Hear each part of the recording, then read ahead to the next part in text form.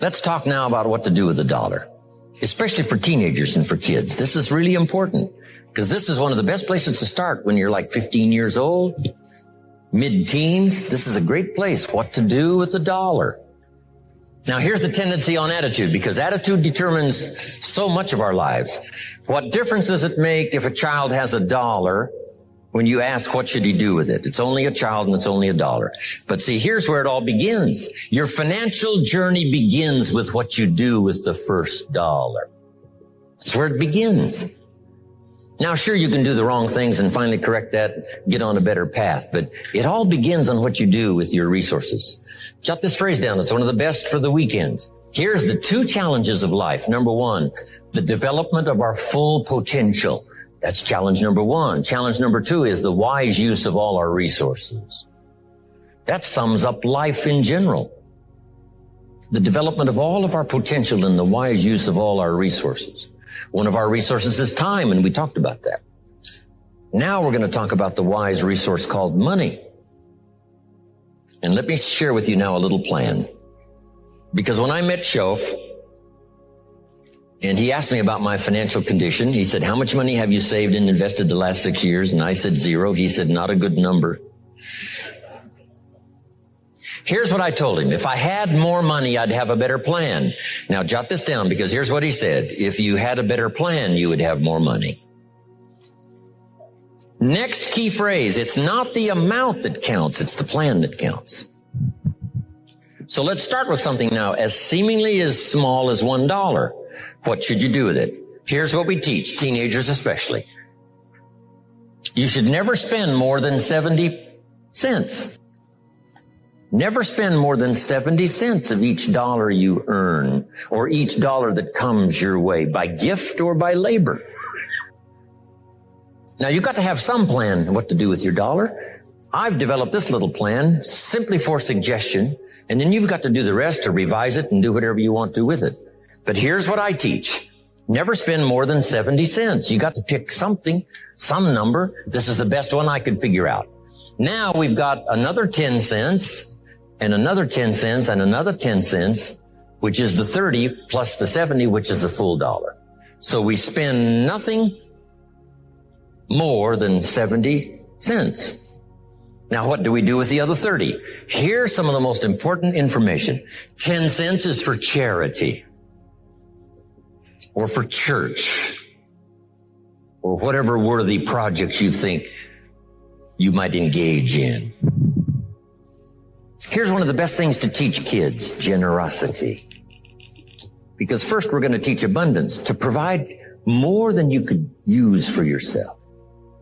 The be fruitful philosophy that means to produce more than you need, so you have more than necessity. You have some to share.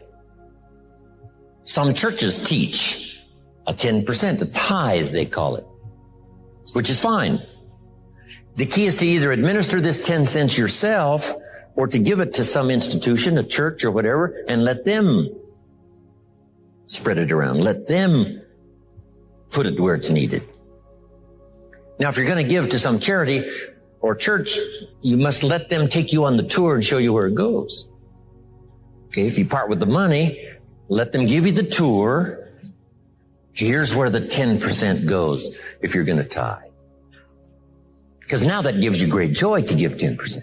Because you say, hey, here's what it's doing, here's what it's doing, here's where it's going, here's who gets it. Now, the next 10 cents is called the use of capital. Let me give you now my definition of capital and capitalism. It's just in a couple of sentences. Because Marx was wrong. Lenin was wrong. They didn't understand capitalism. Here's what they taught. Capitalism is a big company that abuses its workers.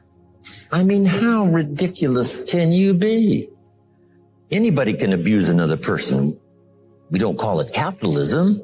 One child can abuse another child. We don't call it capitalism. One family can abuse another family. We don't call it capitalism. People can abuse other people. That's no. So whether it's a big company, it's wrong no matter what it is. But they said, no, that's capitalism. A big company that abuses its workers. That's ridiculous. Wish I'd have been back there to debate the subject. Here's what capital and capitalism is. So jot this down. Capital is any value you set aside to be invested in an enterprise that brings value to the marketplace, hoping to make a profit. That's what capital and capitalism is. I can say it in one sentence. Capital is any value you set aside to be invested in an enterprise that brings value to the marketplace, hoping to make a profit. Now, the capital is the value you set aside. Taking capital and investing it in an enterprise and bringing the value to the marketplace we call capitalism. Capital and capitalism. It is so simple that to mess it up with some weirdo kind of philosophy is a disgrace. Now, who can understand this? First of all, the farmers understand it. Here's what seed corn is. It's capital. It's seed corn means the seed that you set aside to be planted in the ground, take care of in the summer, hoping to have a profit and a harvest in the fall. So the farmer sets aside his seed corn. Question, would he let his family eat it? No, this seed is not to be eaten. It's to be invested in the ground, to take a risk, cared for in the summer, harvested and multiplied in the fall. That's it. Now, the same is true of some of your money. If you set aside, and I suggest, part of your capital should be set aside for an enterprise to show a profit. And we can teach kids the early fundamentals of capitalism. If a child buys a bottle of soap for $2 and sells it for $3, maybe he goes next door and says, Ms. Brown, I've got this soap. Mama uses it. It's really terrific. I need to make a little extra money. If you bought this soap, I could make a little extra money. It's only $3. And I'm here just next door. I take care of you when you run out. Pretty simple. Ms. Brown says, well, to be honest with you, I've got plenty of soap. Kid says, you better let me come in and check. Kids don't need sales courses. No. They don't need 13 closes.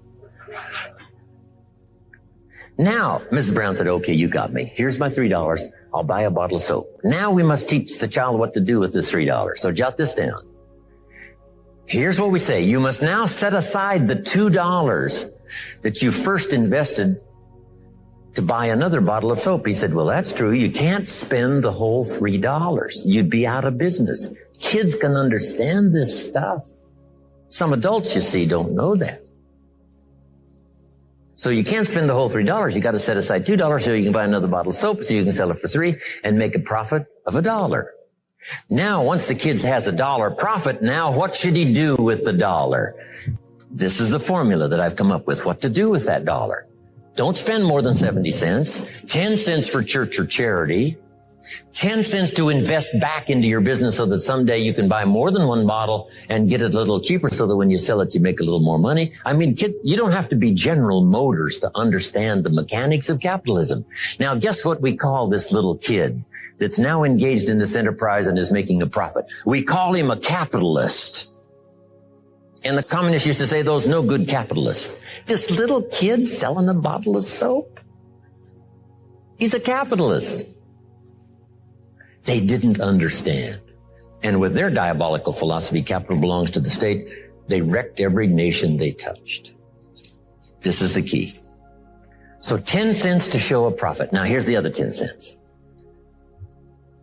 It's 10 cents that you invest and let someone else use it.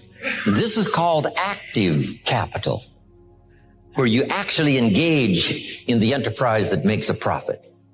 Now, another 10 cents is for passive capital, where you let someone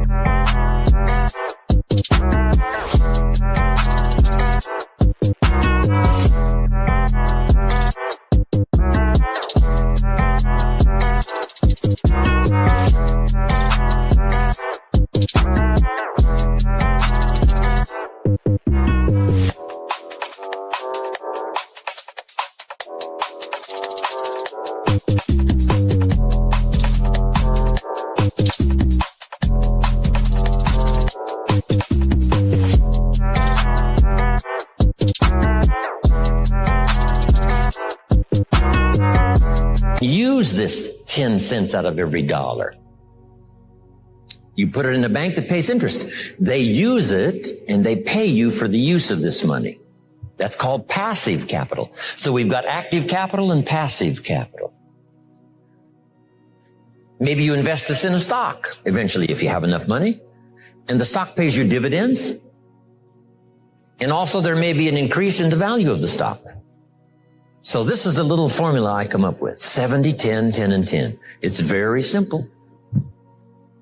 And kids can figure it out. Kids can understand it. Enterprises that kids can be involved in starting early. Charlie said, right? Got his kids involved in enterprise, making a profit, showing a profit. Now, when you first start, if you're an adult now, you may be in such bad shape financially that you couldn't do the 70, 10, 10, and 10. If you're in real bad shape, you may have to do the 97, 1, 1, and 1. Because it may take this to pay your bills if you haven't had a good plan up until now. But jot this down now. It's not the amount that counts. It's the plan that counts. So let's say you were in such poor financial shape, you had to start 97, 1 for charity, 1%, another 1% for active capital, another 1% for passive. Now here's the key. To get these numbers starting up and get this number starting down. If you will actually do this, you can't believe how exciting it is to watch the numbers change. Remember what Shoaff said. If you will change what? Everything will change for you. If you start to change, I'm telling you, these numbers will start to change. And the first thing you know, these numbers keep going up, up, up, up, up, until finally you can get to the 70, 10, 10, and 10. Now, when you make a lot of money, these numbers all have to change again.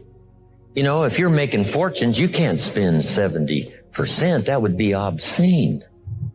I probably spend less than 10% of my income. So this number, this is where I had to start, 97, 1, 1, and 1, finally getting to 70, 10, 10, and 10. But now as time has passed for me and my fortunes have increased, this 70 has gone way down to 10. And now you can imagine if the 70 has gone clear down to 10, you can imagine now what these numbers will be. These numbers now off the scale. Here's what it is, a good plan to consider.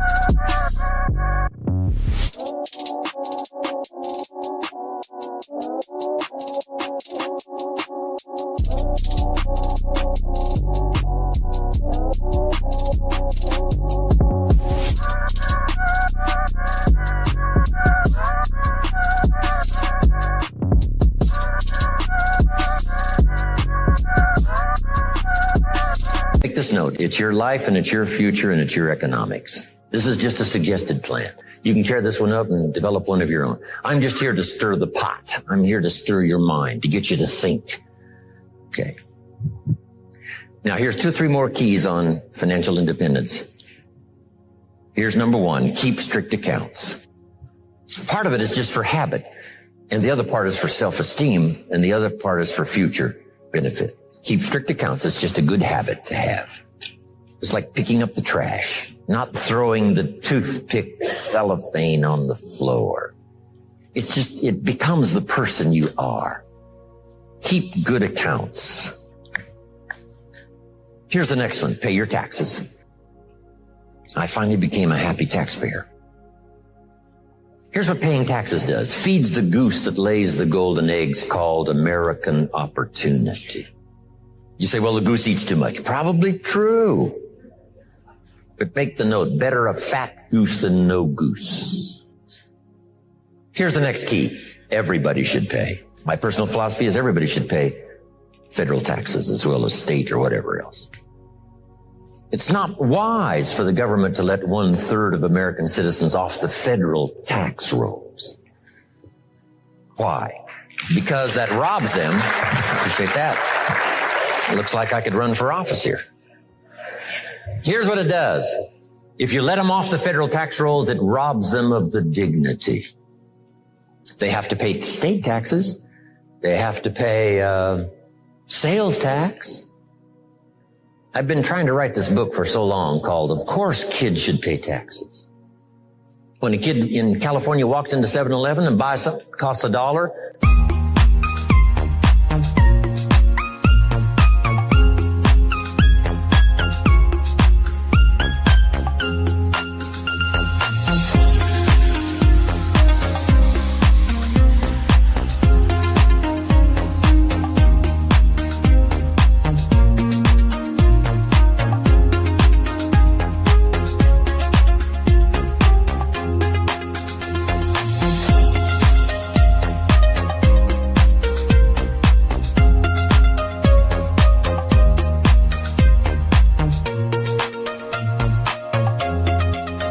the proprietor asks the kid for 8 more pennies.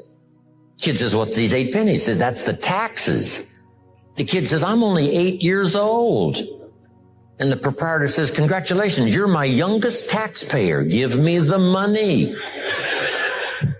Should kids pay taxes? Yes. If you want to ride your bicycle on the sidewalk instead of in the mud, you got to cough up the 8 pennies. What if you're poor? Do you pay the 8 pennies? Yes. What if you're rich? Yes. Meaning everybody should pay. The same should apply to federal. I don't care if it's $10 a year. I don't care if it's only $100 a year. As poor as you might be, you've got to say, no matter how poor I am at the moment, I will make my contribution. That's the key. So everybody should pay. How much do you think aircraft carriers cost? We pay our taxes so a policeman will walk the beat so we can sleep like a baby. Hey, the Air Force doesn't sleep. The Army doesn't sleep.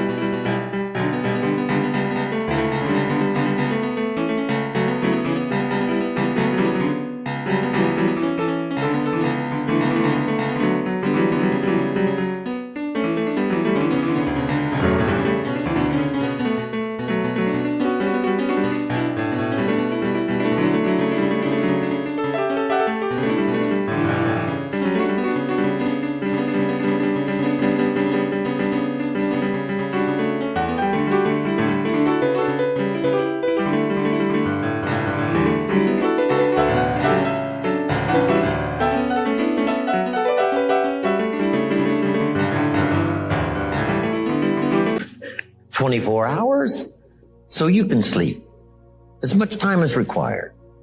Peace of mind. The missiles are ready and the aircraft carriers are there. Saddam Hussein sticks up his head again, it gets blown off. We've now got him in a no-fly zone. No-fly zone on top, no-fly zone on the bottom. Right? We couldn't go after him, couldn't kill him because that wasn't the policy. But we've now got him in a very small corner where tyranny needs to be. Because when it is let loose, it could do like communism and Nazism, cover 1/3 of the world before we get it stopped. So, you got that down now? I got to pay for my aircraft carrier. I got to pay some young volunteer that risks his life on night landings on an aircraft carrier. You got to pay if you want that kind of security in the world. Of course, we may disagree sometimes with government policy and all the rest, but I'm telling you, everybody needs to pay. Now, here's one of the best stories ever written. According to the record, Jesus and his disciples one day were at the synagogue, and on this occasion, they had an interesting project, and that was to stand outside the synagogue as people started coming in, putting money in the treasury of the synagogue. And as Jesus and his disciples stood outside watching the people come by, putting their money in the treasury, it said, some came with large amounts, put them in the treasury. It said some came by with modest amounts, some came by with small amounts.